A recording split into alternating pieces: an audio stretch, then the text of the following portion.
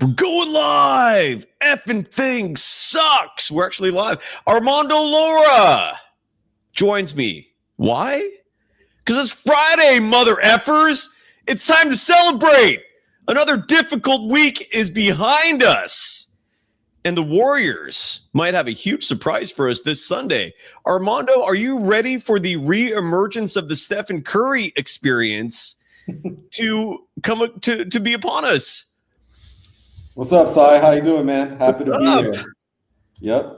It's Friday. Excited, that's man. All I give a shit about, dude. That's all I literally care about right now is just being lazy on the couch with the pup, great programming, a big fat bowl. That's my plans. What are you doing for the weekend? Chilling. Gonna be driving the old car around all weekend. Nice. Fun, man. Nice. Where at? Any specific locations? You've got tonight. We're going out to the city. Tomorrow we're gonna hit up San Jose. There's a little brewery going on. It'll be fun. And then watching the Warriors, of course, on Sunday night. That'll be cool. When you say taking the cars out, are you part of a criminal band that does donuts and blocks off intersections and causes pure mayhem? Hanging off light posts, all that stuff. Is that who you're rolling with? Oh man, it's the low and slow movement. Low and slow.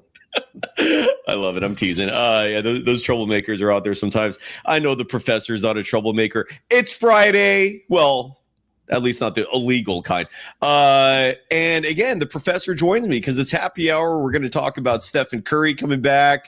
We're going to talk about aging players deceiving teams.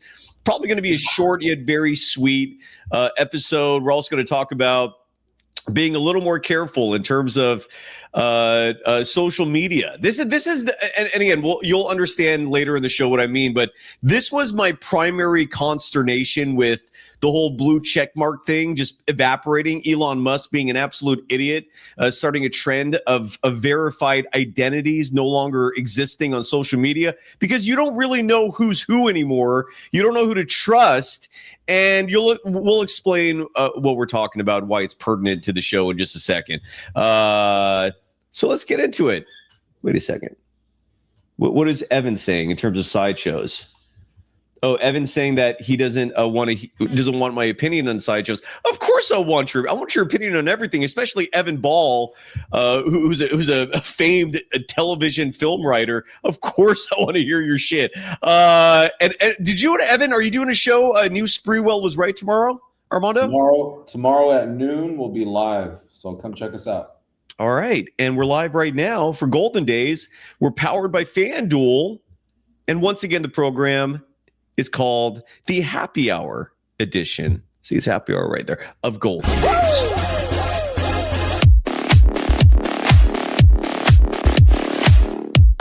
Hey now. Let's go. Welcome to the show. You can follow Armando Lara on Twitter at Armando Lara M. M as in Mary. That's the last letter. You can also follow him on Threads at Mando_man10. You can follow me, Cyrus Saatsaz, on Threads and Instagram at Dog Wild. Over on Twitter, my handle is at Surf Journalist. The program on both platforms at Golden Days Pod. Mentioned a moment ago, we're brought to you by FanDuel, the official sportsbook of Golden Days and the Believe Network as a whole. And I'm on the sportsbook right now just to see if the bookies are willing and able to put a line for Sunday's Warriors-Rockets game. Of course they don't. I'm still not 100% sold that Steph's going to even play. Like Armando, are you dead set on Stephen Curry actually suiting up and coming back to the Warriors on Sunday? Because we're going to play this sounder from Shams Charania in just a second. He's the one who first broke the news today. But even he didn't exactly use words like confirmed. He didn't, like, the verbiage does not necessarily sell me on Steph being a go. Is it likely? Yes. Is it going to actually happen? I don't know if it's like 100% certainty. Have you seen the clip and are you expecting him? And what are your thoughts on that in general? I definitely think it's highly likely based on what I've seen, but I would love to see the clip just to know what you're talking about. So let's listen to that clip. This is Shams Charania was on NBA Today. Weirdly enough, I watched NBA Today and I did not see this clip. And then all of a sudden it's all over online. That doesn't matter. We're not going to show you the visual of this. It'll be just an audio because I don't know. I can't remember if ESPN is one of those organizations that loves hitting the copyright strike button. And I don't want to take that risk just because I don't want the context of Shams reporting to be cut out after the editing process when we're done with our live edition. So we'll do the audio.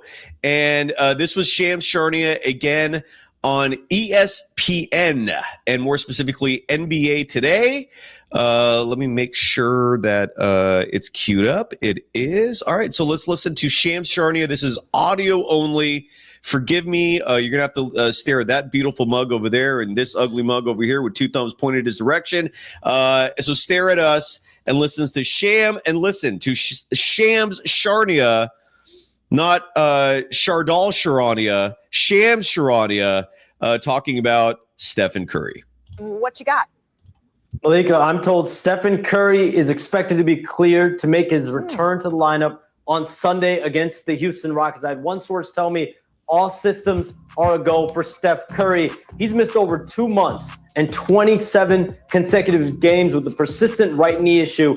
And the Warriors, team doctors, they've all supported anything Stephen Curry has wanted, even if he elected to shut it down. But he has been determined to return no matter how late in the season. This is a Warriors team that's 23-16 with him in the lineup and 13-25 without him. They feel if they get him back in the play-in tournament, they will have a legitimate chance to get to the playoffs. Shams, thank you very much. Steph Curry back in the lineup for the goal. Oh, so there you go. That's the report from Shams saying he's cleared. I just don't like the word likely to play. Like he didn't say he's going to play. He's likely to play. He's cleared to play. All I'm saying is like I would not be shocked if tomorrow we suddenly saw like got a report that's like, oops, Stephen Curry's experiencing swelling. We're shutting it down. I could be wrong on that. A part of it is I just logically don't understand Steph coming back. I don't get it other than the premise of Steph just wants to play basketball. He's missed being in the spotlight. He's missed being a part of the team. But the Warriors as an organization, I don't see what the benefit of this is besides hyping up the fan base for a few games. And my dreaded fear is this is going to cost Steph next year. And that's what I'm praying does not happen. But I'm also not going to ignore the risks of this as a 38-year-old who's about to step into NBA competition again. The Rockets are a big team. And maybe my biggest fear is that opposing defenses will once again have someone to square up on. I feel like that's one of the biggest reasons why the Warriors are as competitive as they are in some of these games against more elite opponents. Defenses don't know who to lock in on. They don't know who to defend. They don't have scouting reports that are extensive. They're also not even, they don't even have the time to study these things mostly. So with Stephen Curry back, opposing defenses, their urgency's up. They're going to square solely on him defensively. And look, Steph's a fantastic playmaker. So he's going to know what he's going to be doing out there. But again, 38 years old with defenses and these young athletic individuals gunning for him. I just don't like it, man. But that's me. And I'm still going to be excited watching it, but I'm a big picture guy. I'm guessing so are you. Armando, what's your reaction to Stephen Curry likely coming back Sunday? What you just said about the way defenses are going to alter with him back is totally dead on. Like, you know, that's part of the quote unquote trap game that I've been taught. The Warriors became the trap game. You know, and now it's kind of like, I mean, not anymore. No more trap games. There's nobody to scout. You're not going to bother scouting two-way players, so you just kind of show up. And now, you know, the West Coast has seen this Steph Curry show for a while now. It doesn't. I talked about that all year. It doesn't surprise anybody. You know, and they're going to run him into the ground. You know that they are going to run him into the ground, and I'm very concerned. Me too. About, I mean, I'm not actually. I take that back. I don't give a shit anymore. Like, these guys are selling tickets, so just let them. They're making their bed and they're sleeping in it. Yeah. So the thing is, and they know how high of an injury risk this is. My guess is on Sunday he'll come off the bench and play, 20 minutes or so. they're not going to play him in that back-to-back that they have coming up. They're hoping they can ramp up his minutes because those 2 playing games are going to be, unless they're going to be game 7s, unless they face a team that is randomly trying to lose the play-in to get into the lottery. That would be the only way, just by chance. But those are game 7s. It's going to be a bloodbath. And, when you're not ramped up for playoff basketball, it's really, really bad. I mean, that's kind of one of the reasons JK kept getting hurt so much is because not being ramped up for high quality basketball, just kind of being thrown out there randomly. And they know that. Celebrini knows that. They were one of the pioneers of the fatigue model. So I just, I do very much wonder about some of those weak spots, the ankle, the hamstring, and now an old man knee. Yes. Cartilage. So, those are all real things, man. And yes. I'll leave it there, but I have more to say. Yeah. No, you don't have to. What else you have to say? Lay it on me, man. I'm all ears. So I was, the big news this week was Steph Curry came out to the shoot around, and he did a full shoot around. He didn't dunk on the last play. He didn't do his half court shot on the last part of the shoot around that was reported. So the big reports were, of course, Tim Kawakami in the standard and Anthony Slater. And, Slater had like 2 or 3 TV appearances. And, it's pretty clear from those 2 sources side, like what they're thinking. And, they basically said Steph Curry went to that shoot around because he knows how, this is the language that was being used, how important it is to see him out there for the building, for the vibes, just to lift everyone's spirit. And Guy Santos was out there this morning or yesterday talking about just how good it feels to have him back out there. And, it's all just the vibe era, which is what I've been talking about the last couple months. Yep. And I just really connect this to the interview that Joe Lacob gave with Tim Kawakami a few days after the trade deadline, after they traded Jonathan Kuminga. And in that big, long interview, he said, I just hope we can get more or less get the season ticket holders their money's worth and convince them to re-up for next year. I just think that's what all this is about. That's why. Yeah. That's what he meant by showing up to the shoot around. So on the one hand, you're right. It is Steph Curry just wanting to play some ball. Just that's what he enjoys doing. He wants to do it. Why not just go for it? Because it's fun. That's what he does for a living. But 2, he's doing his job. He's getting paid, near $670 million to help them sell tickets. And Steve Kerr's doing this because he's going to get his excuse lined up. Yes. He's trying to hope that they can do well. And that was what was so sickening this week when he just emphasized for the media. He was like, oh, I don't know if you guys know, but, that player, he's a right-handed player and he's shooting free throws with left hand. That's how hurt we are. Just emphasizing how hurt they are and how much he's coaching. And Tim Kawakami and Nick Friedel said this week. Steve Kerr lives for this kind of stuff. Yeah. The hustle players, the guys that he gets to really show off how his spiritual coaching, how inspirational he is. He cares about this more than he cares about the coaching athletes that can win championships. To some extent, that's what they were saying. Go listen to it yourself. And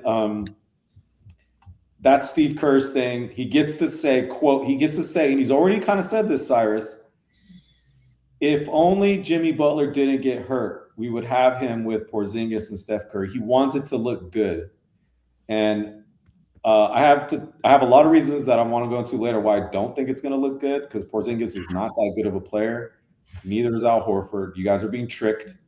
But the third thing is the season ticket holding. That's the logic of why this is all happening. It's so these guys can sell tickets for next year.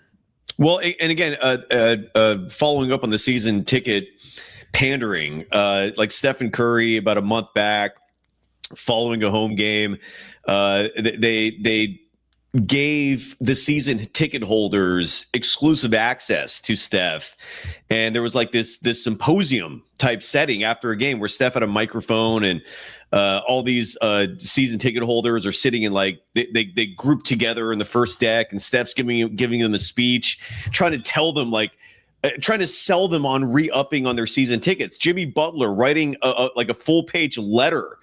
This email got leaked to the season ticket holders saying, we're going to be back next year. You're absolutely right. It's so transparent how so much of this is about money and not about, long-term success, not about there's no big picture thinking here at all. It's just, hey, we need to sell tickets and make money next year. And again, what I'm trying to say is that even though you might pretend you're looking long term, the risk factor of a Stephen Curry injury, that's going to derail all your hopes for next year. And this is where I just don't like the Milwaukee Bucks were wise to shut down Giannis Antetokounmpo, who just wanted to keep coming back and playing. They were like, no, enough. You're done. You're out. Like, what is the point of this? But the Warriors, because they don't think, they're not a forward thinking. They're not like Steve Kerr is not a visionary. All they're about is, well, maybe we can win a play-in game, or maybe we could get into the playoffs. We can get our asses absolutely handed to us by the OKC Thunder. What I really don't get is this just completely ignoring what happens if you win the 2 play-in games and the delusion that comes with what happens if you play OKC. OKC is going to beat the shit out of this Warriors team as currently constructed. Stephen Curry's not going to be your every image you have of Steph is going to get diminished in that series with OKC. It's not going to be pretty. And again, the level of delusion and thinking, oh, well, anything could happen. Miracles could happen. It's insanity. Like you brought and Armando, you brought up the whole the noun, and you call out one of our audience members here routinely. You made a noun for his name. You said the Hamzas of the world, and the delusion that comes with it. I saw a post from the Hamza, and now I'm trying to find it real quick because I think it represents the absolute delusion. Here, right here. The Hamza saying in the chat, we ain't getting a top 5 pick. Let's be honest. The Mavs got lucky. 9.4% shot of getting a top 4 pick. Not lucky.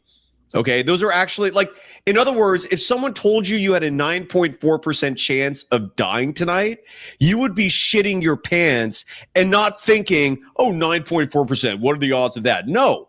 You'd be scared shitless. If someone told you that if you got on an airplane and there was a 9.4% chance that thing's going to crash, the airline industry would be dead because no one's getting on those flights. 9.4% is not a small number. It's 1 in 11.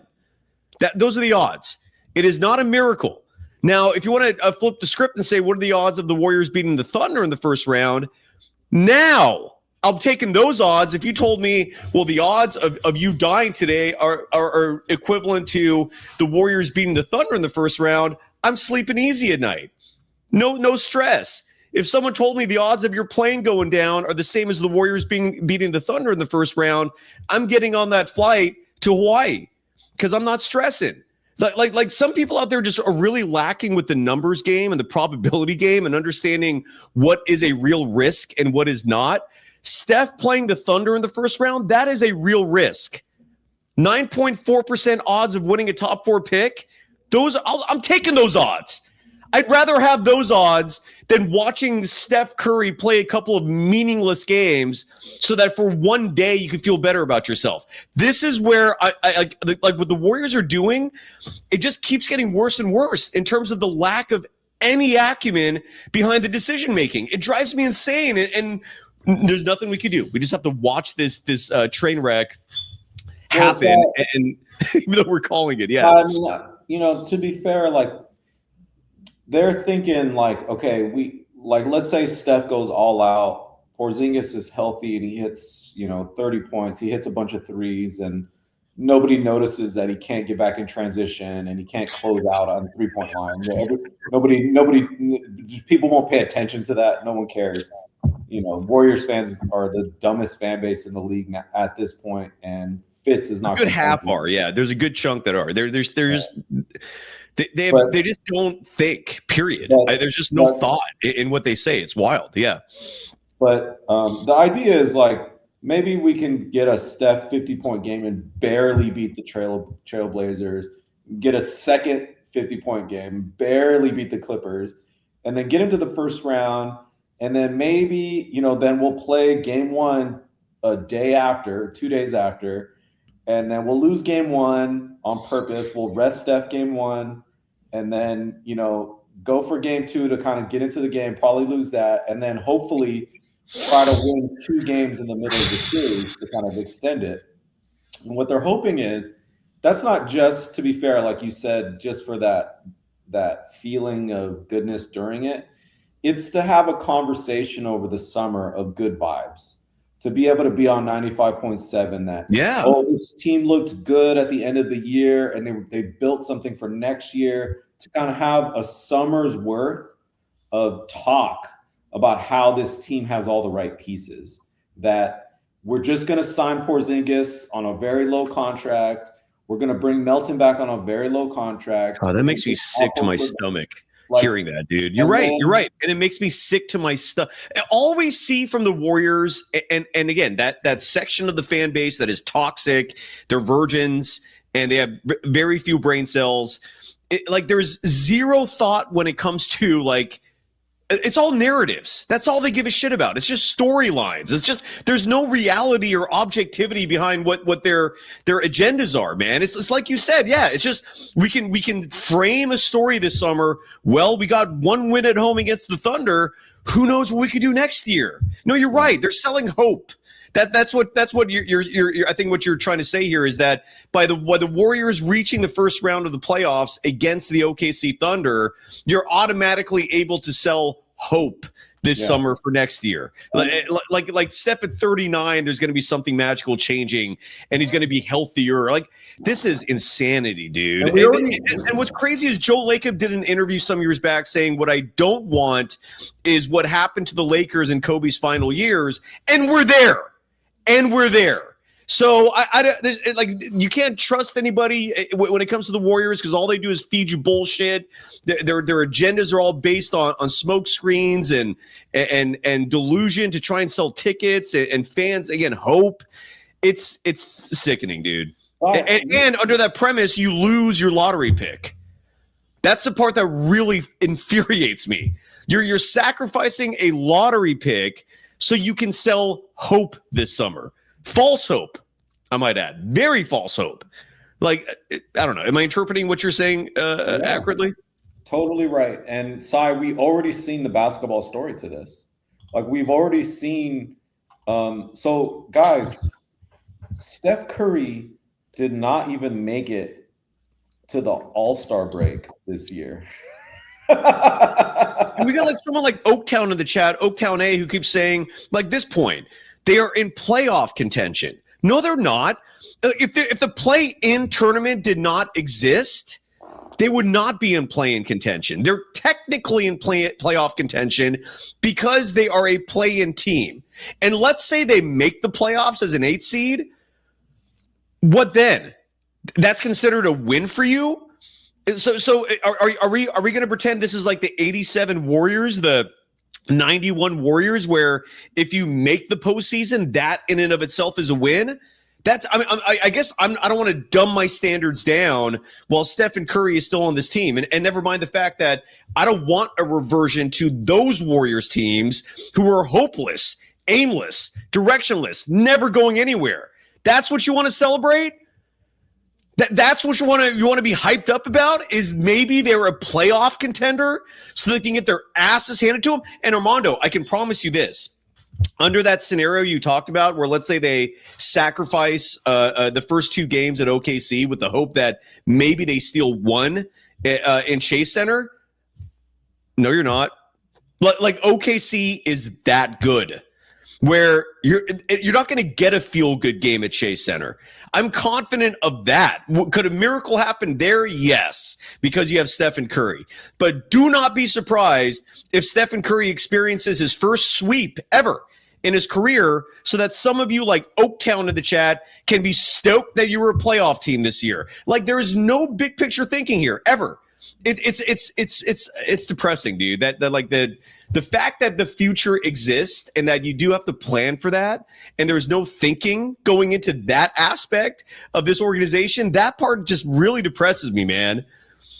It's incredible. Cyrus, if I could just address this, please. So 2 points that I would like to say to that I understand why somebody would think that, the 60% of Warriors fans that are in that worldview. I get it. The thing where I'm coming from. What is there to get, Armando? I don't get it. What are you trying to say? Well, the thing where I'm coming from, Oaktown, is that they are the worst team in basketball that is trying to win. Everybody below them is actually tanking. And I think where I'm thinking next year, so I didn't finish my point earlier of what I wanted to talk about. We've already seen the story play out and the difference with next year. So I don't know if you guys have seen, but they've changed the tanking rules, or they're going to change them. There's been which is why this is the time to take advantage of the current rules. But again, I guess half the fan base would prefer, hey, let's make the playoffs. We can get our asses kicked by the OKC Thunder instead of taking advantage of loopholes that every other bad team is taking advantage of, so we can build for the future. But that's not good enough for half this fan base. That's not good enough for Steve Kerr. That's not good enough for Mike Dunleavy Jr. It's insanity. Sorry to interrupt you, but it's wild, man. That I'll shut up. I'm sorry, Armando. The thing is, what I'm saying is they're 10th seed now in the play-in, which is what this person Oaktown's point is. But they're in the play-in because of the tanking rules as they exist now. Everybody below them is purposefully trying to lose. Correct. They are the only team, the worst team in the league, trying to win every single game. And next year, all of those teams that are tanking this year, you have no idea how bad it is. That is going to be flipped. All of those easy wins are not going to be there. The Utah Jazz are going to be a better team than the Warriors next year. Yeah. For instance. And I don't think Warriors techie fans really understand how bad it's going to get because they've never been through it. None of these people that want to trade all these draft picks to help Steph Curry like make a second round are going to be watching next year when they are the 12th seed, when they have only 20 wins at the end of the year. They're not going to be watching.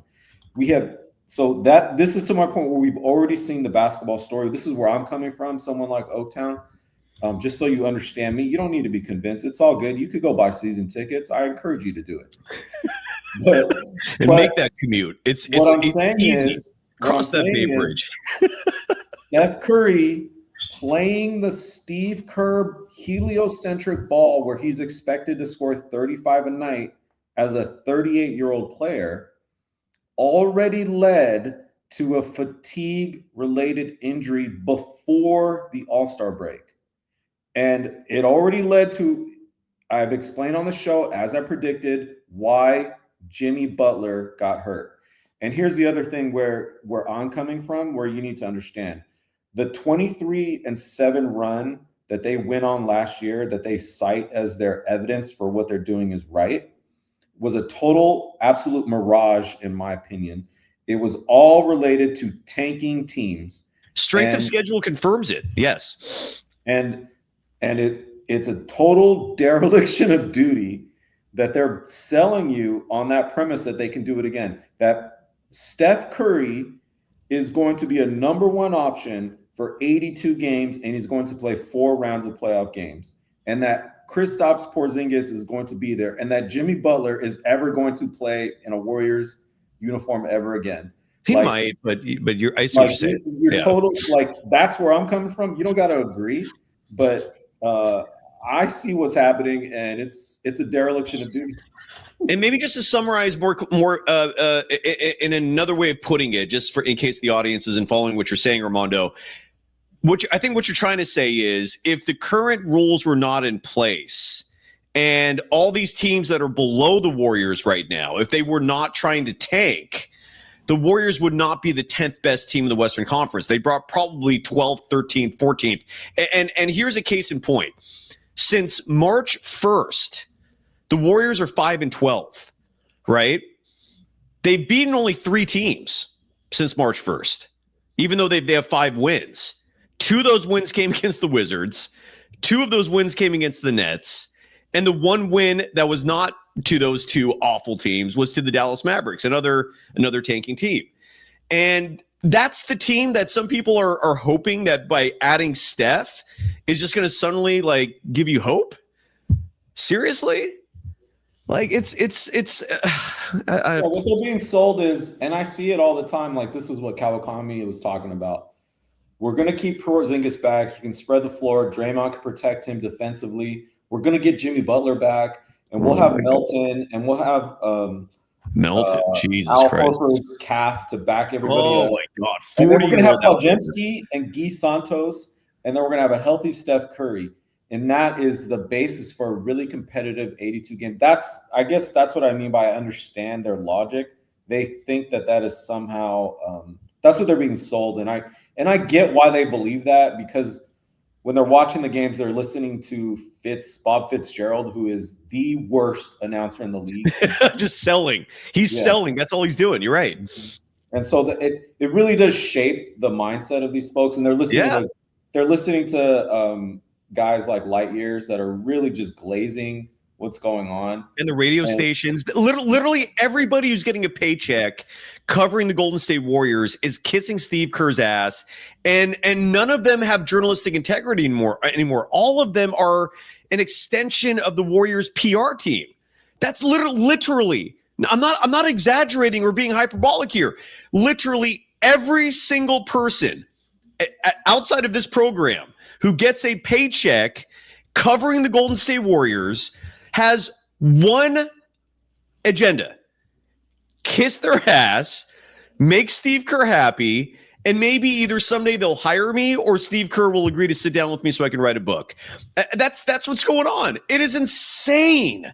But that's also where we are in the world in 2026. It's these media entities themselves have very little power remaining. And so I'm guessing what they're clamoring to is, well, the Warriors are one of the few institutions that are actually still successful. They're making money. So why don't we just, latch on to them and hopefully we get some of the crumbs that fall off. I can't think of any other reason other than just, again, a thorough lack of acumen for pretending that Steve Kerr is this genius and that he knows what he's doing. And it's psychotic, dude. But again, now look, with all that said, and side note, Armando, that's always been one of my biggest contentions with sociology in general. And correct me if I'm wrong, but I feel like sociology is an academic field.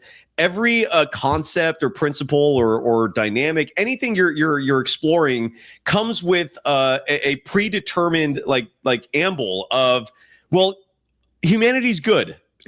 Like we start there, like people are good, and I don't understand. Like, where did that creed come from, or am I mistaken on that? Like, I took a graduate when I was in graduate school, I took a sociology class, and it was awesome. Like, my professor was amazing, Professor Roberts. You were unbelievable. You gave me like an entire. He gave our cohort an entire lecture on Marxism, like 4 years worth of Marxist teachings in like 2 hours. And in 2 hours, I was like, God damn, okay, so that's what this is all about. And there's some fucking genius here. Sorry for swearing. But Marx, and again, I'm trying to be political. All I'm trying to say is this guy, Karl Marx, like was hundreds of years ahead of his time in terms of recognizing technological advancements, understanding where society was going to go with jobs disappearing. And he had plans for how we could all be happy. But then obviously, again, I'm not trying to get political because I know that other people have different opinions on that. But Armando, I'm always curious, like, why is the sociology field come in with any variable, I guess, with the premise of, well, humans are good, we have to start there? Or am I wrong on that? It definitely has the idea that anything people do has their own rationality, and you have to endeavor to understand, even if you don't agree with it and it seems illogical, like what is it that is causing people to behave that way? What's pushing them? That Yes. I've always tried to understand Steve Kerr's rationality, even though I think it's dog shit. Me too. It's self-serving. That's the rationale. It's like somebody was on the show the other night and just called him a narcissist flat out, and I had no pushback. I think that's what it is. He's a very self-serving, very you use the word heliocentric. I'd like to add egocentric individual. Like if he wasn't, he wouldn't be having a guest speaker engagements with Daniel Lurie, the mayor of San Francisco. He wouldn't be having, the Joe Montana guest speaking engagement. I kind of understand that it's Joe Montana, an absolute legend of an athlete. Like a guest speaking engagement with Sam Altman, the Chat GPT guy, maybe a figure in humanity that's going to bring us all down. And Steve Kerr is sitting here butting up with all of them. And it would have surprised me if you got paychecks in the process as well. But that's time that I think would have been better spent scheming for your team or maybe communicating with your players. But that's what Steve Kerr does. He takes any advantage to get attention. And there's a lot of narcissism there, Armando. I don't know if you have pushback on that or not. I have another explanation. Please, and I'm it's all kind of ears. what I wanted to talk about today, chat. I saw this great video on YouTube the other day, and I actually sent it to Cy. And it's about the way that in the 2020s, old players are now grifting teams, successfully grifting teams. And by grift, G-R-I-F-T, grift. And let's hear that right now. Yep. And I really think the Warriors are getting grifted by old players. Like they're getting tricked. And I want to talk about that. It's totally. Let's do it. And this clip is about 90 seconds. So for those of you with a short attention span, and I think that represents the vast majority of humanity today, we get it. Anyway, so we will listen to this because I don't want the copyright Nazis to flag this, and then we have to cut it out. So the folks not watching the live version of the show, they can't listen or witness. I'm sorry. So we're gonna hide it. You're gonna have to once again watch that beautiful mug, this ugly mug, as we listen to who is the guy? Do you know who espouses this take? I forget. If you give me a second, I can look it up. I forget the name. Well, the name of the YouTube account is What Laps? What's Laps? What's Laps? Do you know anything about him though, or no? Nah, just that I love his takes. They're freaking awesome. Good.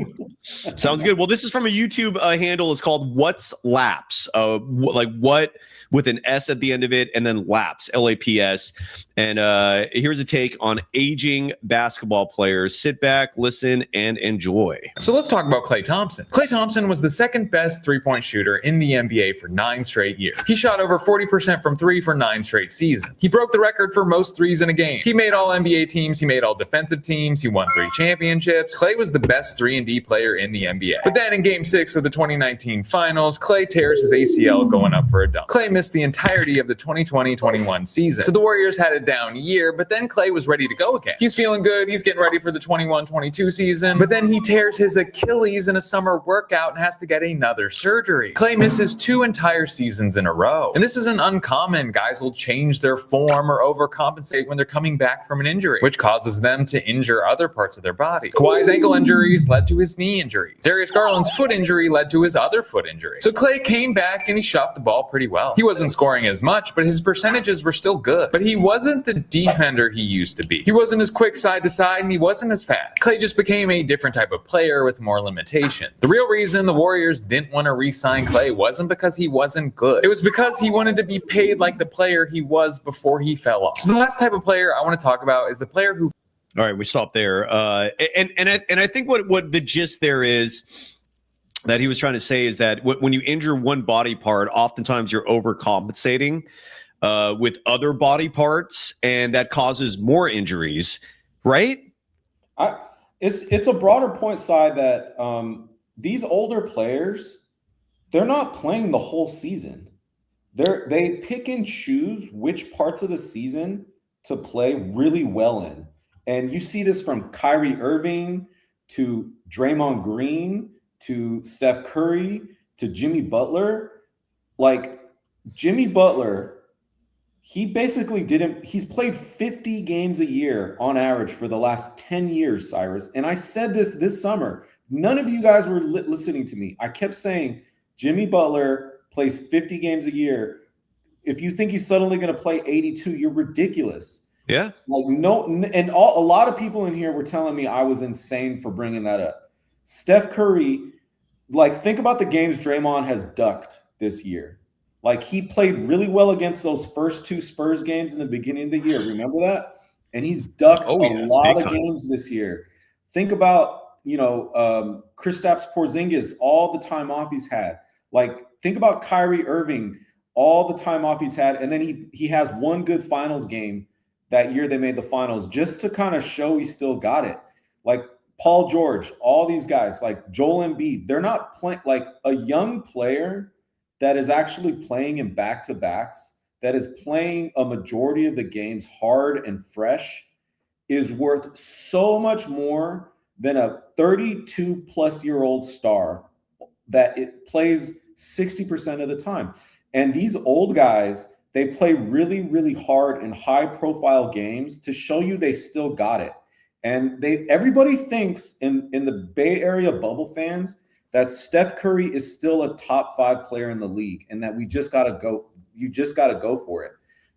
Like, it's ridiculous to think that. It really is. Like, he's not going to play at that high level for that sustained amount of time for when games matter, like 82 games and 4 rounds of playoffs. These guys are just trying to get paid. They're just trying to eke out this. It's a business. Like Draymond says, it's a business. Jimmy Butler is winning at life. Jimmy Butler is winning at life. He is bamboozled the Warriors. Bamboozled. And he's going to try to bamboozle them again next year. And Porzingis right now is in the midst of a bamboozle. The greatest grift of all time, man. He is going to try to get paid off this last week right now, man. It's all about the last week to get a contract this year, and are the Warriors going to fall for it? Yeah. You're paying old players for spot performances, not sustained winning. This is the grift of 2026. You cannot win with players over 32, 33, 34, 35. It just ain't going to happen. It's a total grift. And the one pushback I'll have to that account of that clip is I did think Klay Thompson was like damn close to his old self when he first came back. Like that first half of a season, for folks who forgot, he came in around January of 2022, and it weirdly timed out. Like, didn't Draymond get hurt right when Klay came back, if I remember correctly? So it took a minute before everybody was together. Right? Was that the season?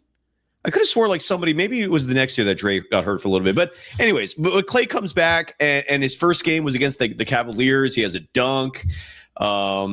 And it was just awesome. And I thought that whole season he was fantastic. And then next year we started to see a slight drop off. But at the same time, I still think you could have sold it better and communicated better. And this is where one of many gripes with Steve Kerr that I have is he's not a good communicator. I don't think he even communicates.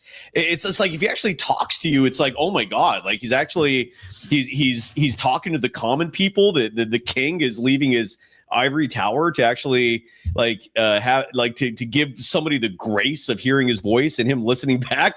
That's how Steve Kerr rolls, and he doesn't communicate. And as an NBA head coach, it's wild, man. That one of the most important skills you should have as a coach. Steve Kerr just in his mind goes, I could text it.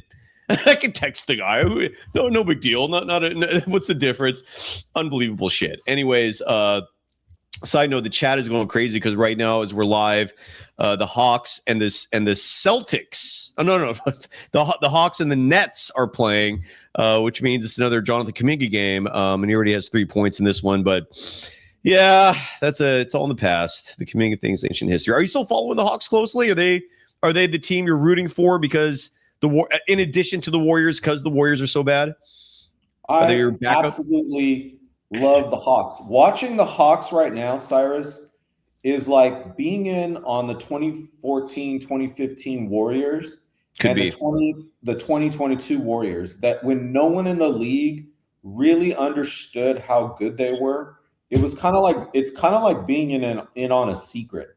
I would say the 60% of the Hamza type fans when Jonathan Kuminga got traded to the Hawks, said the Hawks are a terrible team and Jonathan Kuminga is going to have good stats on a bad team.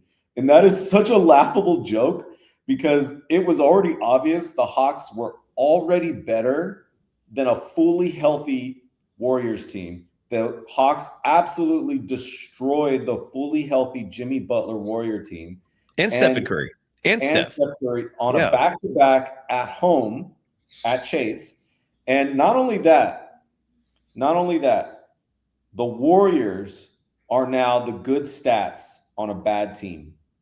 That's what they are. They're good stats, including Steph Curry. I hate to say it to you guys, including Steph Curry. They are now good stats on a bad team. The Warriors were fully healthy, and they were the 8th seed. Get it in your head, Warriors fans. Get it in your head, man. Yeah. It's the grift, baby. It's the grift. Good stats on a bad team. And again, I hope people understand that I'm trying to be genuine here, as evident by the fact that Stephen Curry coming back to play is great for business. Like we're going to see numbers go up. We're going to see subscribers come, like starting to add to the number again. Steph is great for business. But again, I'm trying to think of what's best for this organization for the present and future, not just for this split second. Never mind the fact that I don't even think it's that good for the team this second. It's good for Steph because Steph's going to be playing basketball again. He loves playing basketball. It's good for his fans, not Warriors fans necessarily, but those who are strictly Stephen Curry fans because you get to see your favorite player play again. But I don't see what good can come from this. And now with all that said, it's going to be really, really interesting and exciting on Sunday when the Warriors host the Houston Rockets, a team that they themselves have been on a bit of an up and down run this year. The Rockets are currently record-wise 47-29, and maybe the best thing that happened to them was Luka Doncic's injury last night, because all of a sudden the West seeds 3 through 6 is wide open again. My strong prediction now with Luka out for the rest of the regular season, that is an official news drop, came out a few hours ago, is that the Denver Nuggets will likely climb and take the 3 seed. And then it's going to be like this contentious battle for 4 through 6 between Minnesota, a hobbled Lakers team, and the Houston Rockets. And so the Rockets are coming into Chase Center. Well, they play tonight. They host the Utah Jazz. If they beat Utah, they're going to come into Chase Center Sunday with a 5-game winning streak. Even though they've been a bit injury depleted this season with Steven Adams out for the year, and that weirdly affected them, I thought, more than any other injury they've suffered. This is still a team that's going to bring in Amen Thompson. This is still a team that's going to have Kevin Durant, Jabari Smith Jr., who actually sucks in real life, but he is 6'11", Alperen Şengün, Tari Eason, Clint Capella, Reed Shepherd is still their outside threat. I don't know why Dorian Finney-Smith fell out of their rotation. That's, I haven't bothered to really look into that, but he was one of their prize free agents this offseason, and he was hurt at the start of the year. He got healthy, never found his way into the rotation.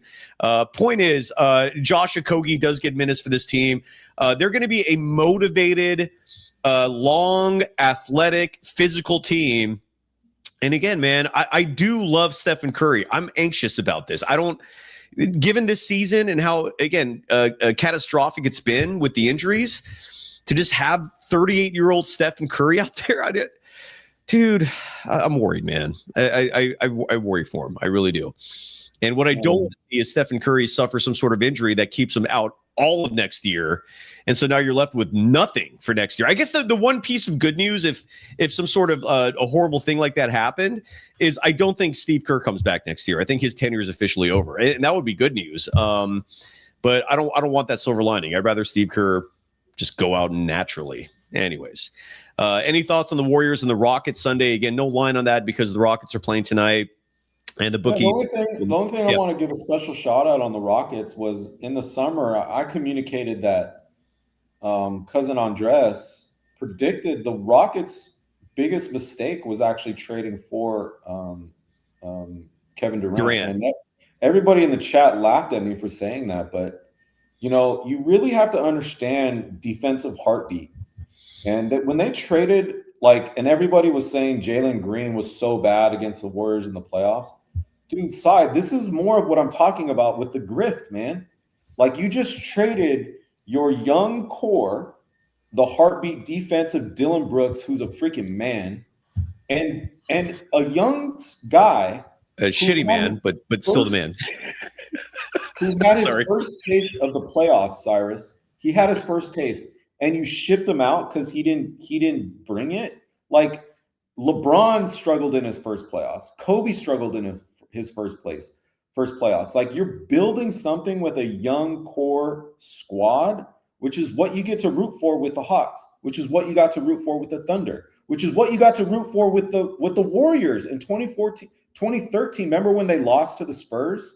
Do you remember that side? Like, it's like a young core that is building synergy in the playoffs, and they just traded that heartbeat away for a really old, aging star. Yeah, and it just makes a difference, man. It's the grift. The NBA moves fast, and I've said this over and over again.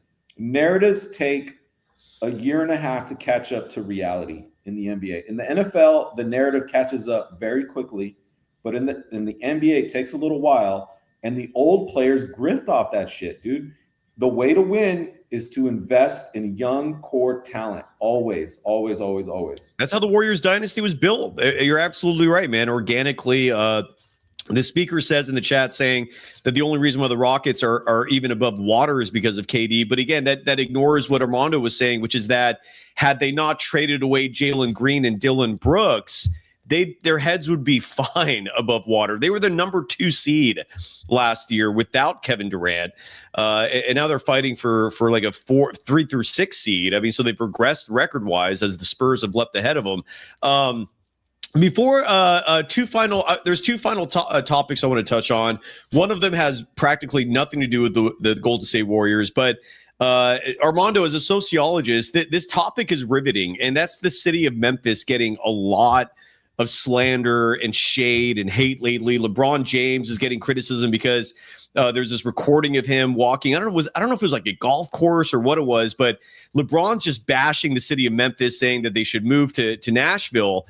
And then I saw this clip that I'm going to share with the audience right now. And this is a compilation of a lot of different star NBA players, not just random NBA players, like the stars of the game, bashing Memphis. And I've been to Memphis. I got food poisoning there. This was granted. This was like, I was on a cross country tour. I was I was adventuring, and this was, I think, in 2018 when I was there. A lot of people are saying the pandemic made Beale Street even turned Beale Street from a relatively fun touristy destination into a place filled with crime, and it's dirty. I don't know. I haven't been there again in 7-8 years. But when you hear these players talk about the city of Memphis, I guess the only thing I could really think of is build a new hotel. If that's what it takes to keep your franchise there and keep the players happy, just build better accommodations, because that's all I keep hearing from these players is, I mean, look, there's some shadiness in the city of Memphis, but it sounds like these players are just universally hating the hotel accommodations. Listen to what they have to say. And then, Armando, I'd love your take on how fast people have turned on Memphis, Tennessee. Oh, man, I used to hate flying into Memphis, bro. What'd you come into that FedEx? Them boys maybe had him up for cracking. I mean, we're going to stay at that West, and I'm going to walk across. I'm walking across the street on game day to get to there.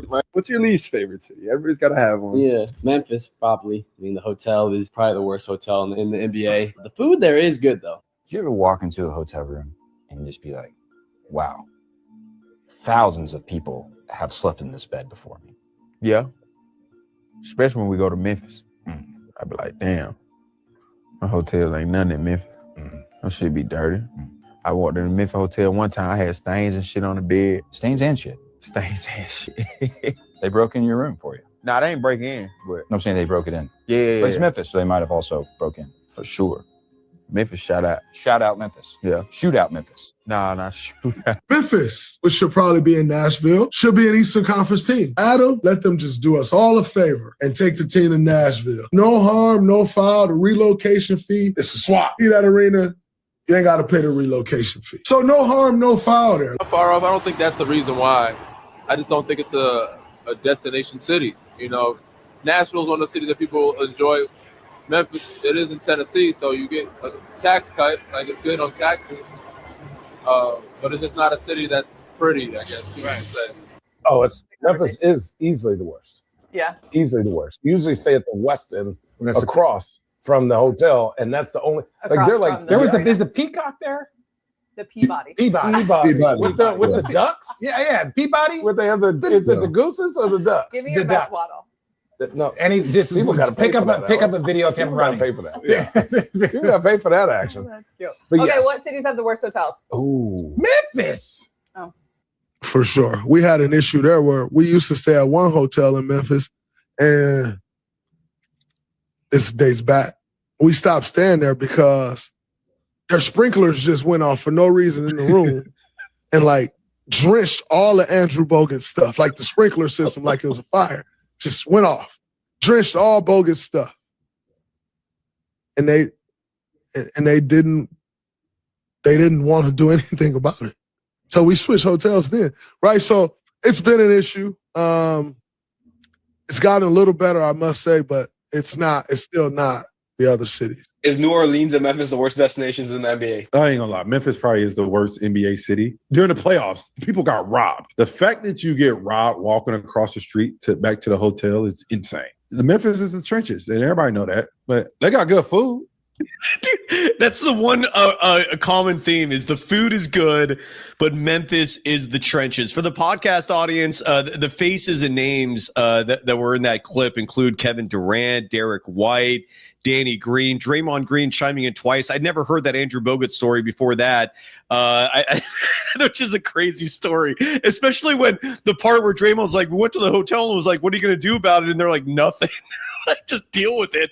That is some crazy shit. But again, it sounds like if the city of Memphis is serious about this in terms of keeping fans, players happy, just build a nice hotel. I'm not an expert on the Memphis hotel scene, but a lot of slander going that direction. Armando, I don't know if you have any thoughts on what we just heard and witnessed.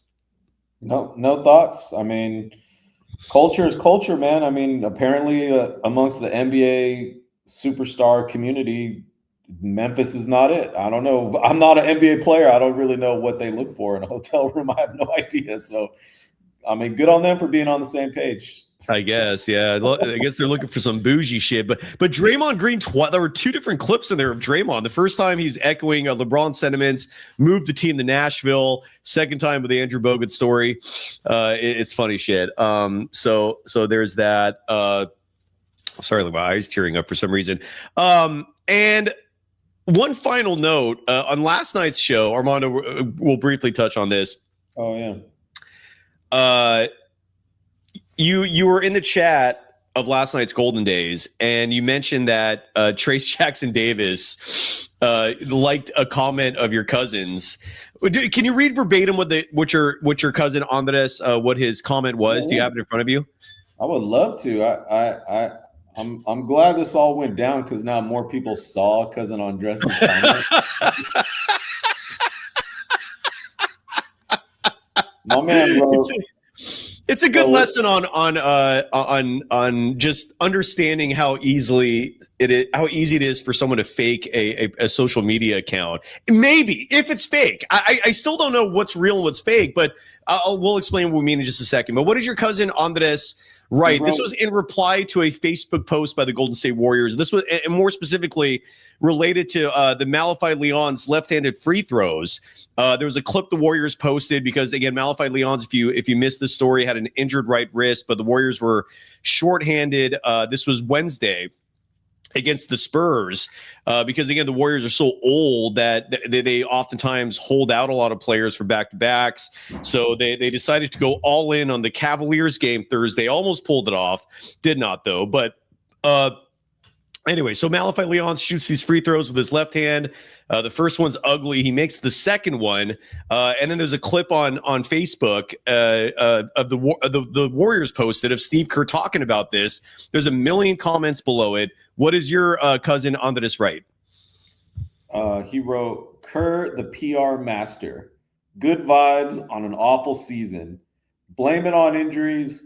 Blame it on the roster. Blame it on age. Don't talk about my rotations and 4 small guard lineups. Yes, greatest comment. I love that comment. It's a great comment. And then there's an account that on Facebook is it calls themselves the official Trace Jackson Davis page.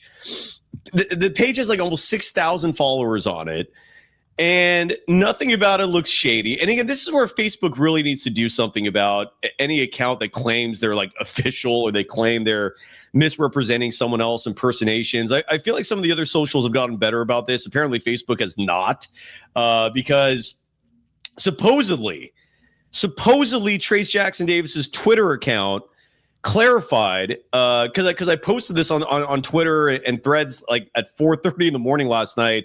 That's how late I'm often up on these post game shows, just doing a lot of post production work. So I'm going to bed. I post that brief clip of your cousin, and then I randomly get up at like 9 in the morning, and I don't normally check socials at 9. I don't know if my instincts were just kicking in or what happened. I look, and this thing had blown up on Twitter, and Trace Jackson Davis replied to it, or maybe he quote tweeted it, and he was like, I didn't say that. Like, he was being really cool about it. And again, that account, there's no way to verify like whose account that really is on Twitter. So maybe that's Trace Jackson Davis's, maybe that isn't, but it was enough for me to go, you know what, I'll just delete this thing, because who the hell knows? It's impossible to properly verify the identity of anyone. And most importantly, I didn't want to drag Trace Jackson Davis. He's still young. He's still trying to make a name for himself in the NBA. And regardless of whether or not that's how he feels, he clearly either was backtracking or it never was him. So we deleted it. But it was a good lesson in terms of journalism in general, and the fact that it's damn near impossible to know who the hell is what on these platforms. What was your takeaway from that experience? Well, I ain't no journalist, so I don't really give a shit. And I'm just a guy sitting on the couch. And but you're an academic, dude. I mean, you're still a professional researcher. Yeah, but I'm not researching the NBA. I don't give a shit. Well, I learned I'm not gonna immediately trust you anymore when you send me stuff. I'm gonna do my own research from now on. You should have taken a beat, man. You're right. Well, the other thing I wanted to say was, hey, TJD, I seen your body language on that bench when you were sitting on that bench watching Poziemski turn the ball over. And I seen you look down the bench down at Jonathan Kuminga. So I know what you were truly feeling, man. And third thing I want to say, I also got duped last month by an account when I was quoting the Tari Eason quote about the Warriors being better without Steph Curry. That was also fake. So I got. Why fake that? That's a random ass thing to fake. I know that's a weird one. You told me that this morning. I'm like, a random Tari Eason quote was just fake. Like, and for people who don't know, like, it was on Twitter, right? It was just like a literally a textual post of a quote of Tari Eason. Is that how it was presented? Yeah, man. So nowadays, it's just going to get worse and worse, man. Yeah, like, it is going to get worse and worse. Yeah, misinformation on digital platforms is crazy, man. I mean, it's all good, though. Porzing God fan in our chat. Who knows who they really are? But there are like 1 million people impersonating NBA athletes on Facebook. Now I know. I am not a Facebook user like at all. So I guess I'm sorry that I had higher standards for Facebook in terms of keeping the impersonators in check. Clearly that is not the case, and anybody can be anybody they want on Facebook. I don't use Facebook, man. I wouldn't worry about it too much, because literally 100% of the NBA media have been duped at one point or another. Well, I deleted the thing immediately. It was only up for like a few hours, and it was no harm, no foul, man. It was one of those things. I promise that mistake will not be repeated ever again. But yeah, Facebook, you can impersonate whoever the hell you want, apparently, without any punity attached to it. Facebook just They'd rather have no moderators and let AI do all the work, and that's the downside. Anyway, so Trace Jackson Davis. But and again, one other thing important to add, though, the Twitter account that said it's not me, I still don't know if that's Trace Jackson Davis. Point is, I just deleted it because who the hell knows what's real and what's not anymore on these socials. But Trace Jackson Davis, hope you're doing well in the city of Toronto, the beautiful city. And good luck to the Golden State Warriors Sunday. Good luck. Yeah. How do we know if all of these chats that are supporting Kerr, Podziemski, and don't care about the future of this team, how do we know they're not made up bots? We don't. I mean, for all we know, it's like one person behind like 5 different handles. But by the way, you're absolutely right. TB Boy Master writes that you and I, Armando, are acting and talking like drafts are not coming in the NBA each year. Each year we hear the same. This could be the best draft ever. It's always the same narrative. And then thankfully, Young West immediately replied and said, no one ever says it's the best draft every year. You're tripping. 100% right. In the same way that in the NFL, some years there are clear-cut quarterbacks you draft numbers 1 through 3. Certain years of the NBA, there is a lot of talent, and some years there are not. Case in point, the James Wiseman draft. Everyone knew ahead of time that draft sucked. A real talent was few and far in between. Anthony Edwards was not a consensus number 1 pick in the draft that year. Another draft 2 years ago, the draft that where Zachary Risashar was the number 1 pick. Alex Sarr was the number 2 pick. Reed Shepard, the number 3 pick. That was another weak-ass draft. Some drafts... Risashar is good. What's up? Risashar is good. He might be, but I mean, he's not even starting, and as a number 1 pick, it's like, it's number 1 picks should not be leaving you with questions like 2-3 years in. You know what I'm saying? Like a number 1 pick 2-3 years in should be someone who like you're seeing promise and like a bright future ahead of you. Not is he going to make it? I mean, Risashar might, but all I'm saying is for a number 1 pick, there should not be questions remaining. Like in year 3. Yeah. Just to plug, me and Evan will talk Risashar on tomorrow at noon on Sprewell Was Right, because we are big fans of that young man. I will say this about Risashar. Yeah, and I'll say this: I've only watched him in a handful of games this year. He's not a 4. Like whoever thinks that he's a big, he's not a big dude. That guy's a wing. Would you agree with that sentiment? When you play wings together, it doesn't matter. He's all over the field, man. I'm speaking like traditionally, like in terms of like old school positions, just to provide some context. Like Risashar is not someone I would put on, let's say, Karl Anthony Towns defensively, right? That to me would be a mismatch. Like Risashar to me should be a perimeter defender, a wing defender. He's a wing. And I think some people have misinterpreted his game as maybe someone who might be like this hybrid big / wing. And to me, he's just a wing. Like, I don't think there's any blurring of the lines there. Is that, am I making sense?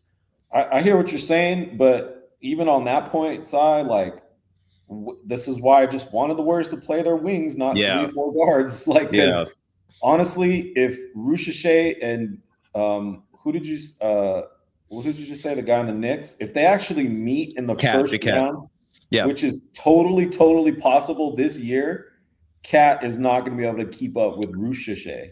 It's actually going to be the opposite. He won't be able to keep up with him, man. 2026 ball is a different beast, and the Hawks are built for it, man. They're amazing. But Armando, Chosen in our chat asks, would you take Risashar over Kuminga? No. Okay. All right. Just needed that clarity. Sounds good. By the way, Alazir, Ben Israel in our chat, going back to last night's game when Dennis Schroeder, Armando, did you see this clip? Because when I was watching the broadcast last night, and there was a bit of a scuffle in the game where Dennis Schroeder was called for a flagrant 1. Him and Draymond Green were mouthing back and forth all night. That flagrant 1, however, the camera angles that I watched on the broadcast last night, for whatever reason, did not capture the angle that they should have shown. And I posted this on social media, on my Threads account more specifically. And here, maybe I can show a picture that kind of gives the folks on YouTube, sorry for the podcast audience, an idea of just how hilarious this was. Like Dennis Schroeder here, let me share the screen. Dennis Schroeder, was so high up in the air, and LJ Cryer starts to fall that he basically rests his foot on Cryer's ass and then just pushes down. And it looks like a clear karate kick. And this visual here, which I don't think will get us in trouble. I'm not going to play the video itself, but I hope you folks can see this clearly enough on the YouTube side. And let me zoom in a little bit more so we can get, I can't zoom in, it's not letting me. But hopefully you can see from that picture, Cryer's just flailing, falling, and there is Dennis Schroeder just karate kicking his lower back / behind. And it wasn't a good look. Hilarious. I mean, thankfully we can laugh about it because LJ Cryer is not seriously hurt, but that was funny, dude. When I saw that other angle, I was like, whoa, dude, that was a karate kick. And he was flying down and decided, you know what? I'm just going to go with this. I'm just going to keep my foot on his back and just go all the way down and crush LJ Cryer in the process. And got a flavored one for it. But anyways, did you get a chance to witness that last night? Any reaction to the karate kick on LJ Cryer? I think that's a pretty funny clip right there.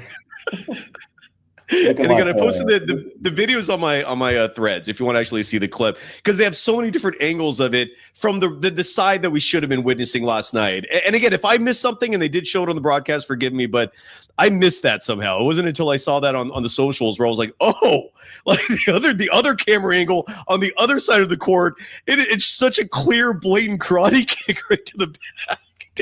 Dennis Schroeder, and then Schroeder after the fact act like after the karate kick, and so Draymond comes in and just kind of pushes Schroeder out of the way, get the hell out of here, man, you did your damage. And then Dennis Schroeder had the audacity to look at Draymond like, how dare you touch me? Dude, Dennis Schroeder's something else, dude. In his mind, I feel like he's got the mentality of, I'm always right, how dare you? I don't know, it was funny. But any final thoughts from your perspective? That's it, man. I'm excited to see how this goes the last week for the Warriors. It will be interesting. The Atlanta Hawks, by the way, right now lead 48-35. Now it is the Brooklyn Nets, but even still, how's our boy Kuminga doing right now? He is 11 minutes, 7 points. See, I'm always mixed. I always have mixed emotions when I see these Kuminga updates, because on one hand, I'm happy for him. He got out of this brutally toxic environment. He's on his way to potentially thriving with this new team. On the other hand, I'm bitter to no end because the Warriors just gave him up for what, a 7-3 Tingus Pingus? Like, are you serious? Jonathan Kuminga right now, 11 minutes, 7 points, perfect 2 of 2 from beyond the arc. He's shooting nearly 50% from the 3-point line this season. And for the clowns that are like, dude, you can't shoot. Yeah, go F yourself. Okay. Just end up with the. Did I or did I not say that Kuminga was going to be, once he had a green light on the Hawks, his 3-point shooting percentage was going to go through the roof on the Hawks? I mean, I did too. We both did. Yeah, we both did. Yeah, we both made it very clear that this is not someone you just give away. And yeah, they did. So here we are. All right. Sunday should be interesting. We'll be live immediately following that, and every Friday it's happy hour. How's school going before we leave? How's the semester treating you? Great, man. Just lectured on data centers and the growing bubble. Very fun stuff. I know you're being facetious saying that. It's this data center thing is wild, man. It's just taken over the whole planet. It's all that's the only priority, economically, just agenda wise. Data centers, bro, AI, bro. We need people to make their movies and fake images and all that. It's crazy. Will there be a benefit, you think, societally, legitimately speaking, to AI, or is it going to just kill us? Well, the thing is, right now, they're not actually being built. It's just debt on debt on debt, and it's growing in the private credit market. So it's turning into a big financial problem. When they come up with a cure for serious diseases like cancer, color me impressed then. Until that time comes, if that time ever comes, this is just a drain on humanity. But what are we doing? Sorry for the political rant there. All right, we're done. Again, follow Armando Lara on Twitter at Armando Lara, M as in Mary. Follow Armando Lara on Threads at Mando_man10. Subscribe to Sprewell Was Right. You've got an episode tomorrow morning with Evan Ball, correct? Yes, sir. Anything else I forgot to promote? Nope. All good. All right. Good to see you, chat. Appreciate it. Yeah. Hey, Armando. I like you. All right. Have a great weekend, man. See you later, Sat. Bye, guys.